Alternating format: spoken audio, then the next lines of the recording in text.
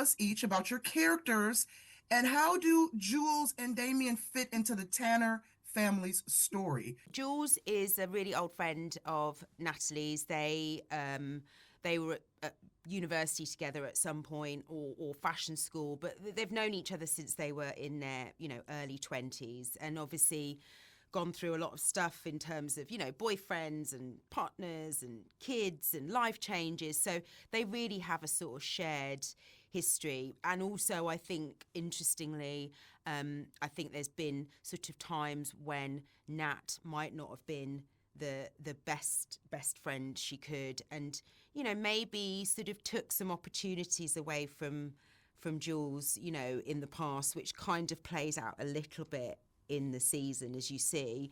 But yeah, I mean, they're sort of as close to being sisters, I think, in that way, and I think in the way that they are sisters, not everything is plain sailing, and that dynamic plays out in the series.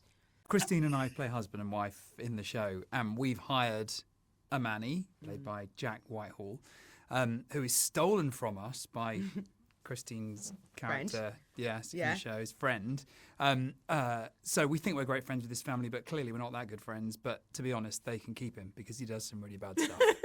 So they're welcome to him. But no, we're Damien, who I play in the show, is pretty happy-go-lucky. He's kind of checked out. He's happy to be in the world. But because of what starts to happen, maybe he gets re-engaged with the world, and that's not really the best outcome for Damien, as hopefully the audience will see.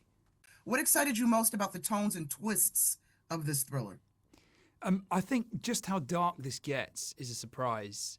People are used to seeing, you kind of imagine that he's someone who's come into the family, so he might be doing some bad stuff. But actually, he's looking after kids in this show, and there are animals in the house. He is really in their life. I can't give too much away, but there's some really dark stuff that this Manny does that, again, when you read it for the first time, you think, oh, he might just do some harm to the family, but how far that reaches, how far he's prepared to go to get revenge is that's what makes people come back for more, I think. And actually, we didn't I was given sort of, I think, at least 4 or 5 of the scripts initially.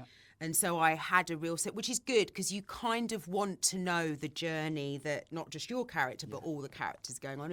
And you want to see that everyone is sort of characters are being written and fleshed out in the right way. So whilst we didn't really know how the show was going to end, I think tonally we had a real sense of how dark it was, how twisted it was, and also in places how funny it was. Yeah. What do you think audiences will connect to most in Malice?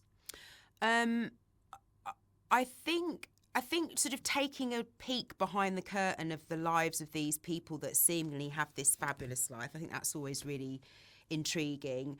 And I think there's something quite sort of human about them as two couples that have been married for a while. So I think whilst you've got this fabulous lifestyle, you're really getting a glimpse at, how these couples and how these families function. And there's a lot of very sort of relatable moments, I think, like in the first episode when he's berating Kit about being on the phone all the time. That is something as parents, or certainly as a parent, that I can relate to. So I think on some level they're actually very, very relatable, the characters in the story. And I think, on some level the audience will be really kind of, on our side, and also just wondering, what's coming next. There's definitely there's going to be some big gasp moments, I think.